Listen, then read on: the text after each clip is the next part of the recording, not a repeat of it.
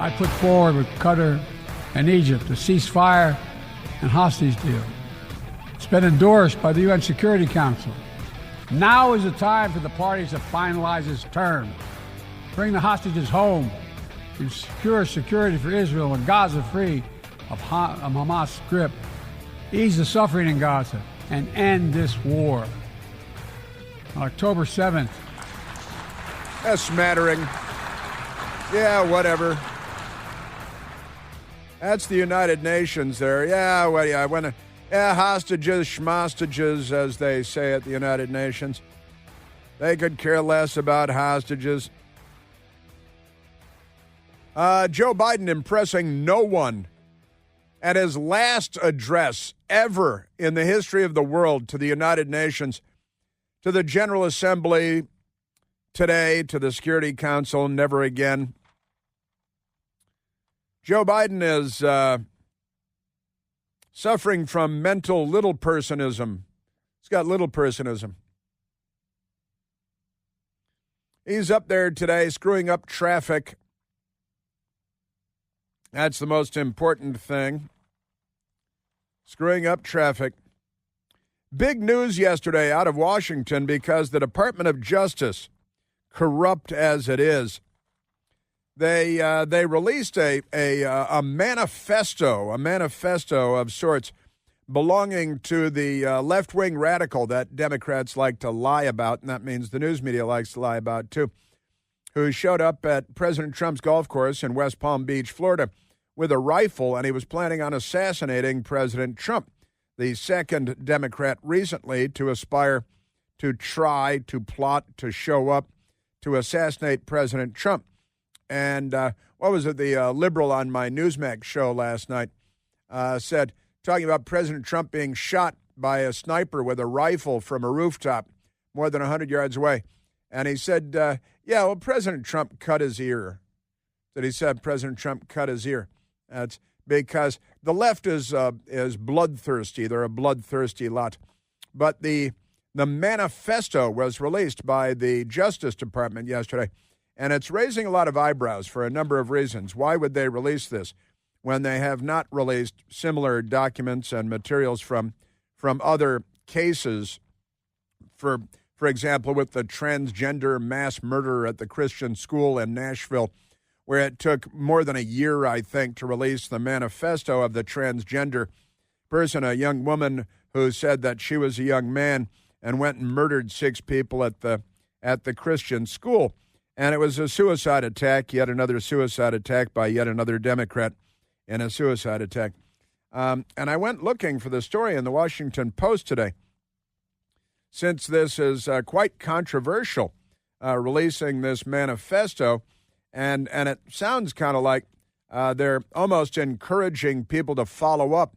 The would-be assassin is encouraging other people to follow up if he failed to follow up and assassinate President Trump. And the Justice Department, which normally sits on this stuff, decided to release this manifesto. Kind of remarkable, I've got to say. And again, I went looking for it in the Washington Post today, and it's not on the front page. It's kind of amazing. It should be front page news. But in the Washington Post, which is not a newspaper at all, I went looking and amazing stuff. They have, with crime on the election agenda, FBI reports decrease in violent offenses. That's on page 11 of the Washington Post. The problem is that a whole lot of jurisdictions, big cities in particular, but also smaller cities and towns, are not passing along their crime statistics to the Justice Department anymore. And then they're pretending that they have all the data they need to inform the American people as to declining crime, decreasing crime rates, when we believe that they're lying again, because at the Justice Department under Merrick Garland and with Joe Biden and Kamala Harris in charge, they lie to us all the time about almost everything. And amazingly, the Washington Post doesn't have the story on the Justice Department releasing the this manifesto of the would-be assassin. Pretty remarkable stuff, I'd say. They do have the weather report, though. They have the weather report. and they're concerned about the Potomac River and its lack of cleanliness. But they don't have the big story, and it's a big, big story. You know how I know it's a big story? Because it's on the front page of the Washington Times. The Washington Times, which is a real newspaper, and they have a great online presence too. But their lead story, front page above the fold, Manifesto includes bounty on Trump. The Washington Post doesn't report it because they're filth. They're not journalists at all. They have affairs to get their news, and then they misreport it. Kind of like all these other Democrat reporters go around. Like Olivia Nuzzi. In fact, I've got an update on that. Olivia Nuzzi, who was dating. She's a news reporter. Covers politics at New York Magazine, and then she's got some kind of affair with Robert F. Kennedy Jr., a married man. But it's not a sexual affair. It's just an affair that's not sexual. You know how those affairs are that are not sexual? I don't, but apparently some people do. Pretty remarkable stuff. And the update on that is pretty wacky because RFK Jr. may sue Olivia Nuzzi. He's going to sue her. Talk about insult to injury. May sue Olivia Nuzzi after writer, quote, bombarded him with increasingly pornographic pictures and videos. Well, I'm sorry, what? Olivia Nuzzi? She was engaged to another political reporter, Ryan Lizza. And Ryan Lizza now refers to her as his ex-fiancée because now she's his ex-fiancée. They're not fiancéed anymore. No longer engaged because of all this. Now, the New York Post has the story, and the Washington Post doesn't because they're not in the journalism business or the news business. RFK Jr. may sue Olivia Nuzzi after writer bombarded him with increasingly pornographic pictures and videos. I think, really, if we're going to believe RFK Jr., he should probably make those photos and videos public. I don't think we can trust him at this. And again, Robert F. Kennedy lost his last wife because he was having an affair outside of marriage with the woman who is his current wife, and now he's got this going on here. And Olivia Nuzzi used to date, Keith Olbermann, who is the worst person in the world and the most awful, just a horrible person. And she was dating him and then started dating Ryan Lizza, and then they're engaged. But she met a member of the Kennedy family, and they all behaved the same way they always have, right? But Robert F. Kennedy Jr. is investigating a possible lawsuit against sexting New York Magazine writer Olivia Nuzzi. It's N-U-Z-Z-I. It's pizza, so I think it's Nuzzi with a T sound. Nuzzi, and she's a little bit Nuzzi, but that is a little bit Nuzzi, who allegedly bombarded him with increasingly pornographic photos and videos while tricking him into unblocking her numbers. He blocked her number, and then she would text him from another number and trick him into unblocking her number. She's got a little porn thing going. Robert F. Kennedy Jr., who is 70 years old, has hired security expert Gavin DeBecker to probe the saga. Now the saga's being probed because they got everything will be probed before we're done, because he is allegedly pursuing civil and potentially criminal litigation against the 31-year-old star political reporter, according to Jessica Reed Krause, who knows them both. This had nothing to do with romance, DeBecker, the investigator, said of the sordid saga. He was being chased by porn, And here are some pictures of her in a bikini and being a flouncy and things. Nuzzi, who was placed on leave last week, she's going to get a promotion out of it. This reminded us of Allie Watkins, the New York Times reporter that was having an affair with a Democrat on Capitol Hill in exchange for information, the New York Times reporter. And Allie Watkins is still a New York Times reporter. In fact, I think she got promoted, didn't she? They promoted her after she had an affair with a Democrat on Capitol Hill because it's all in the family.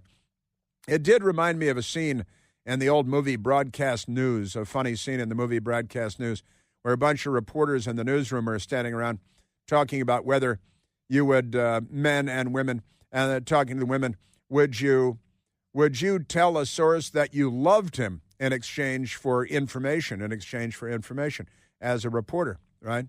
And I think it was Albert Brooks who said of an attractive blonde woman reporter standing there in the conversation, Jennifer didn't know there was any alternative. Is that what the line was that said? It was kind of a fun old movie broadcast news. I have all kinds of personal ties to the movie broadcast news, but I don't have time for all that now. So Nutzi was placed on leave, allegedly tricked the married politician, RFK Jr., into receiving her racy messages, video and pictures that are, increasingly this and that. After he first blocked her number over the flirtatious remark she made just 2 weeks after her profile on him was published in November of 2023. Now, a few weeks later, Nutzi emailed him asking to be unblocked. Emailed, because unblocked, you got a text, claiming she had urgent information about a hit piece being prepared against him because the Democrat Party decided to do him in, right? And that's good stuff. So he unblocked her for that last conversation, But later that night, she sent him a provocative picture, prompting him to block her again. For the next 8 months, this was going on. Kennedy kept the Washington correspondence number blocked. And it's, that's what you do because your wife is sitting right there and everything. Aside from a handful of times that she reached out from different emails and different phone numbers, insisting they speak because urgent discussion about imminent hit piece, right? And then once unblocked, she bombarded him with increasingly pornographic photos and videos that he found difficult to resist. He found them difficult to resist. Well, we don't know why. I think he's got to share these out on the internet. After brief exchanges, he would block her again after brief exchanges. Look, it's the Kennedy family, men. We know they're all the same. I think we can stereotype them safely at this point, can't we? Other friends said that she spoke believed that Nutzi alleged to set him up, that she was trying to set him up. And now her ex-fiance, who is Ryan Lizza, and he's referring to, they were, engaged and betrothed, and they were going to be married. They're going to be wed, and now they're not. So this is, I'm trying to say to everybody out there, Olivia Nutzi is available. So maybe you should send her a picture. And here's her cell phone number. Her cell phone number is 202-555. I don't have her, and I'm not going to give out her cell phone number. But it would be, it'd be kind of fitting, wouldn't it? And then Allie Watkins. I wonder if she's a friend of Allie Watkins at the New York Times, who got promoted for having an affair with a Democrat on Capitol Hill. But she did get the scoop. It was all part of a broader probe, an ever-expanding probe. Isn't that amazing? He found them to be irresistible. And I don't know why you would find them to be irresistible, and we can't know unless you make the pictures and videos public.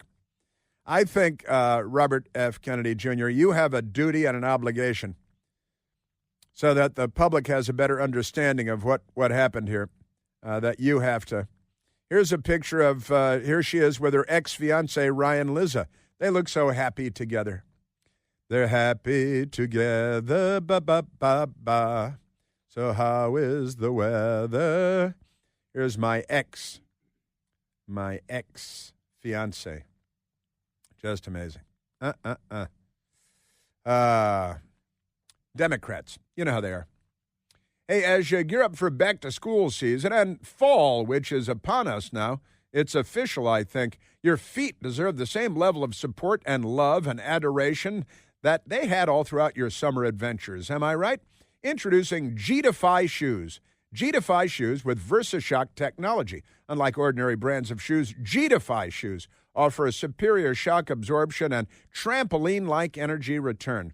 That can help provide relief for your feet, your knees, your ankles, sometimes even your back discomfort, Whether you're a parent tackling a new school year, chasing after the kids, or just hustling through the daily grind every day, G-Defy shoes offer the comfort and versatility that your feet crave. My best girl and I, we each have pairs of G-Defy shoes. We've hiked around the city, and they're really great. They push up on your arches. They feel very good. Each pairing also includes 2 free pairs of supportive orthotics, 1 for each shoe, and a special lateral stabilizer shown to help improve your stride, the way you walk or run. And as a listener to my humble radio broadcast, you get to enjoy a special back-to-school offer.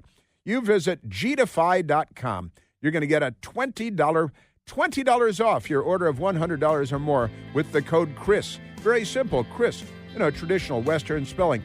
That's GDEFY, gdefy.com. Don't forget to use the code Chris for $20 off your order of $100 or more. Step into the fall season with G-Defy shoes. Visit gdefy.com today. Yeah, Washington, it's such a sordid soap opera, isn't it? But I think Robert F. Kennedy Jr. has a duty.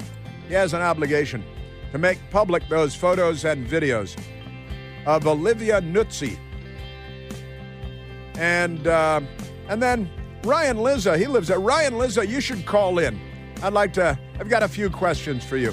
We're at 888-630-9625. It's a tough ethical one. Would you tell a source that you love them, just to get some information? Yes. Yes. Me too. Sure. You bet. Jennifer didn't know there was an alternative. Michael went and found the movie clip from Broadcast News. I didn't even see that coming. Pretty good, pretty good. All right, I've got to get to the manifesto of the Democrat the latest Democrat that wanted to shoot and kill President Trump, and why did the Department of Justice release this manifesto about assassinating Trump when in the manifesto he is offering $150,000 to anyone else that can finish the job?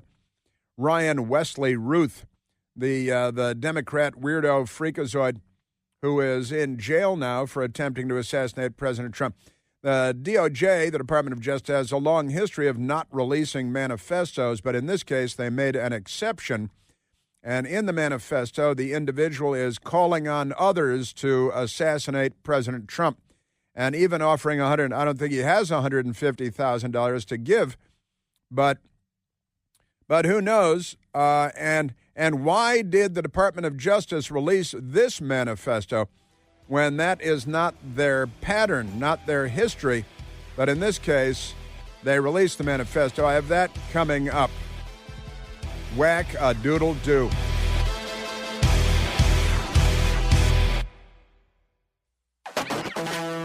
Well, every day we, make it to sunset without being killed by an illegal alien gang member is a good day in America.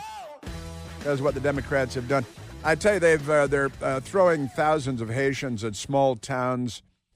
President Trump, there was another small town in southwestern Pennsylvania, a town of a population of about 4,000 people that has been overrun by 2,000 Haitians who came in illegally, and then the Democrats said, okay, you're all legal now because they're not on our side. That's it.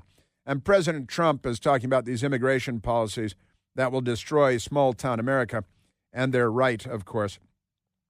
Now, I want to get into a lot more. Kamala chanting she's against deportations, but she's for bad things. And also, I've got to say that, again, the Washington Times does the story correctly on the front page. Manifesto includes bounty on Trump. Now, why would the Justice Department release this document? If it's to convince the judge to hold the Democrat without bail, then they could share the document with the judge, but making it public right now on the lead up to Election Day. How many days out are we now? The Susan Ferricchio, the great reporter at the Washington Times, just wonderful.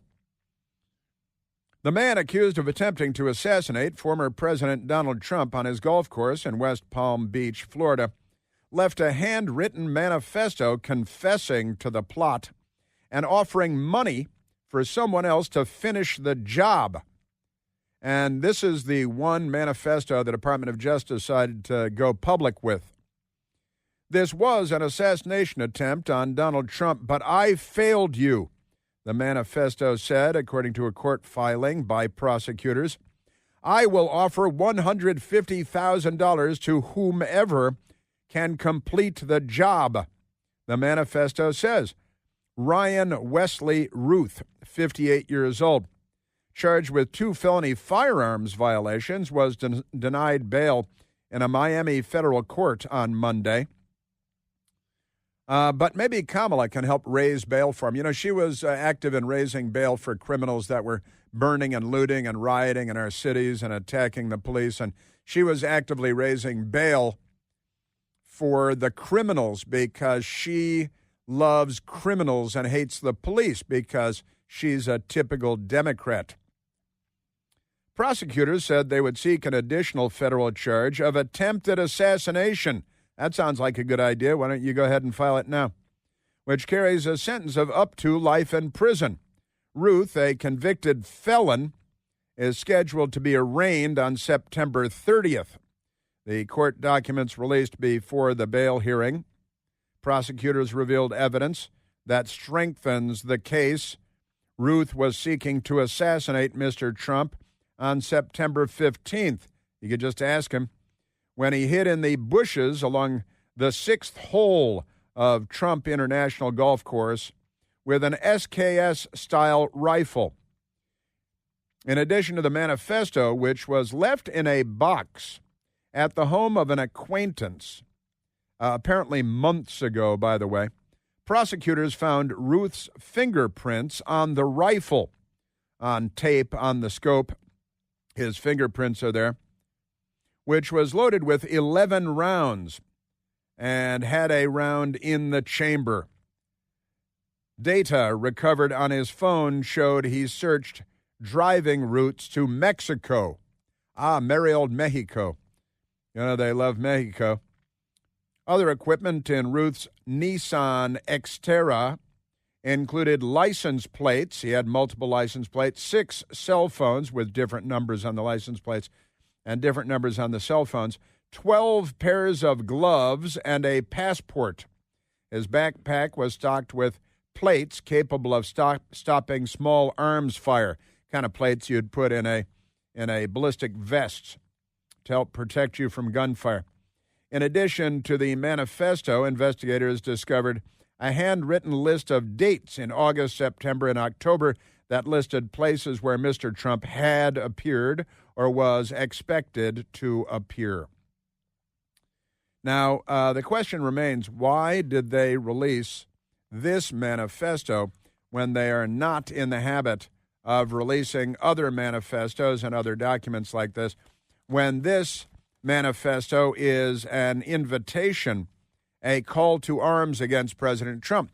And the Justice Department and FBI, who have targeted President Trump repeatedly by all sorts of nefarious means, and then, in this case, and this case only, they decide to release this manifesto. Just amazing stuff. And honestly, why? Why? Congresswoman Marjorie Taylor Greene posted on X. The Department of Justice released a letter written by Ryan Wesley Routh offering $150,000 to anyone who could, quote, finish the job, end quote, on President Trump. The DOJ, which is trying to put Trump in prison, is now offering a bounty on Trump's head by releasing this. Why else would they release this? And again, in the manifesto, quite peculiar, this was an assassination attempt on Donald Trump. But I am so sorry I failed you, he writes. I tried my best. And again, all the, gave all the gumption I have, the gumption, all of his gumption. And then he offers $150,000. It's quite amazing. And why, oh why, you might ask, would the Department of Justice make this manifesto public when it is a call to arms against President Trump, a call to assassinate President Trump. And this is the one they decide to go public with. That is, at a bare minimum, extremely peculiar. I've got to say, dear world, it begins. And Psycho Boy, amazing. Calling on people to finish the job and offering $150,000 to whomever can complete the job. Just amazing stuff. Curious. Maybe the Department of Justice should be called up to Capitol Hill to answer questions on these matters. Amazing. All right, now let's get to Kamala, because she is an awful, terrible person. Here she is in 2018. And here's the funniest part of this, is that she's dancing in the streets of L.A., dancing in the streets. With who? With whom is she dancing?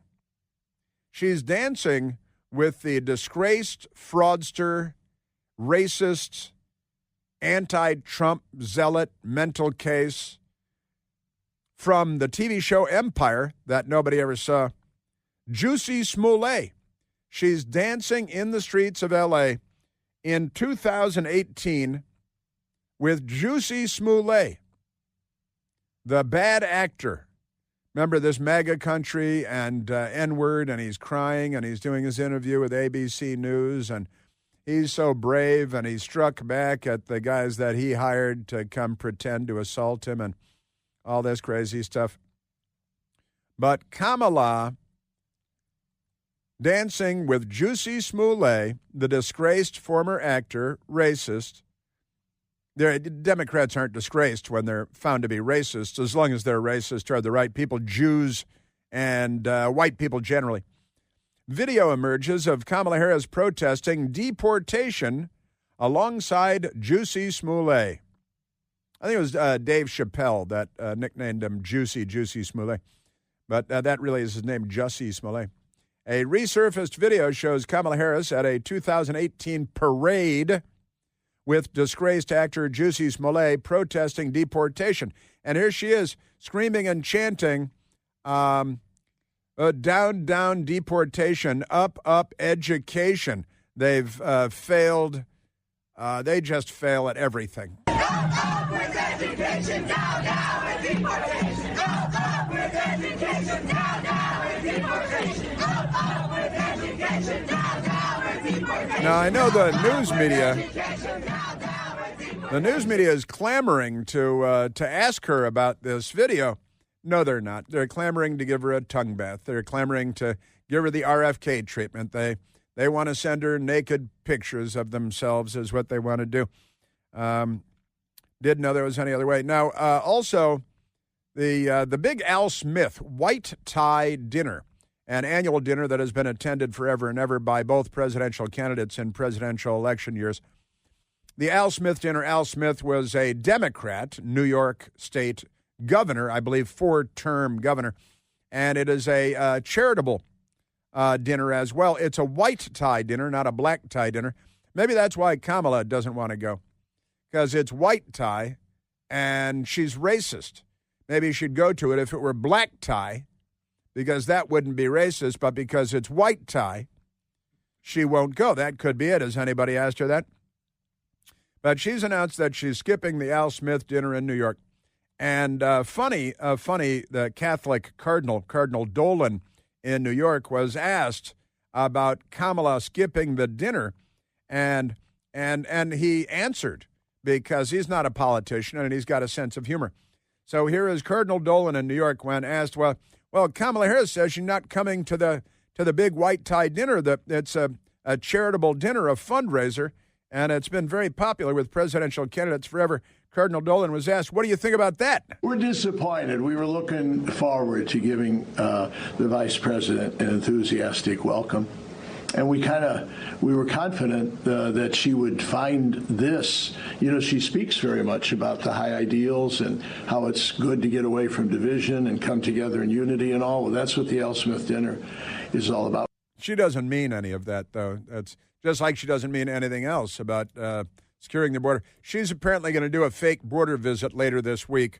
It's a photo op. It's a big lie. It's part of the big deception. But wait, Colonel Dolan was not done. We haven't given up yet. We're not used to this. We don't know how to handle it. This hasn't happened in 40 years since Walter Mondale turned down the invitation. And remember, he lost 49 out of 50 states. I don't want to say there's a direct connection there.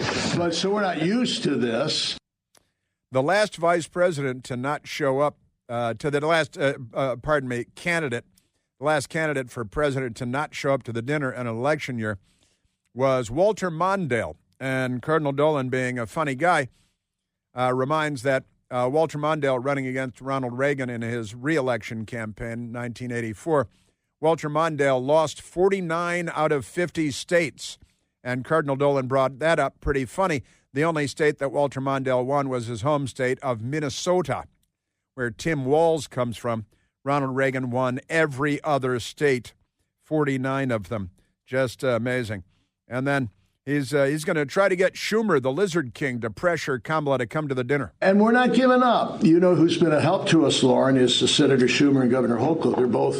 They both are working hard to see that they convince her to come. So there's still a chance. Yeah, and Senator Schumer said to me, he said, I don't think she made the decision. I think her schedulers are saying she can't make it. So we're not giving up. We hope she's there. Senator Schumer, who is not Catholic, talking to Cardinal Dolan, and he gave away inside information. She didn't make the call. Her schedulers tell her where to stand and what to say and what to do.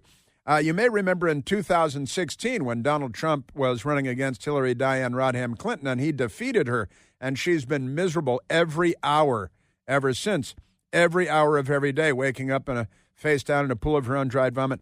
But in 2016, at the Al Smith dinner, they're supposed to do a little shtick, do jokes about each other, supposed to be friendly. And President Trump had a great Hillary Clinton joke. We have proven that we can actually be civil to each other. In fact, just before taking the dais, Hillary accidentally bumped into me, and she very civilly said, "Pardon me."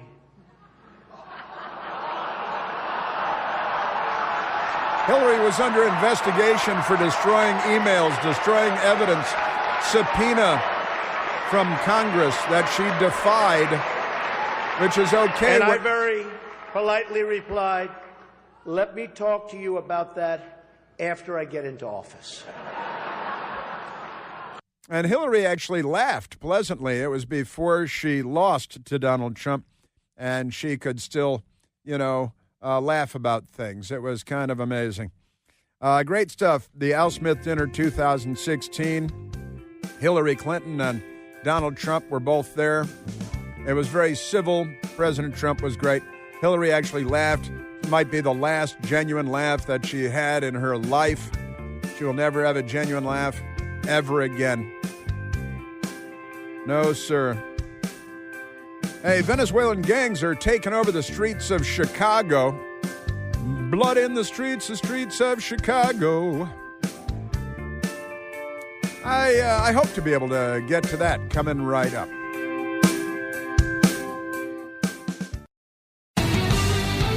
Well, our producer Jasmine just searching the news and found another big story that just broke. And now Ryan Routh, the would-be Trump assassin in Florida. Again, President Trump says he's going back to Butler, Pennsylvania later this week, where he was shot through the ear. Here's the headline from the New York Post. Trump assassination attempt suspect Ryan Routh's son arrested on child porn charges after feds find hundreds of sick images. And Ryan Routh's son, Oran, son of Ryan Routh, accused of trying to kill President Trump, of course. And the son has now been arrested by the feds for having hundreds of child porn items on his devices, his laptop, and so on. And they say that the feds searched his rental unit, second floor of a 2-bedroom, 2-bathroom apartment, finding electronic devices, including they advertise the Samsung Galaxy Note 9 and a laptop contained hundreds of child pornography files. Children as young as 6 being abused, and also child porn on another Galaxy Note 9. Somebody at the Justice Department might have stock that they're punching here. So the son now under arrest for hundreds of creepy child porn things. The family that beeps together. I got it. This is, I guess, a fairly typical Democrat family at this point, isn't it? They shouldn't be allowed to own guns. That's a fact, Jack. Speaking of which, let's get to, honestly, the New York Post, once again, America's most important newspaper these days.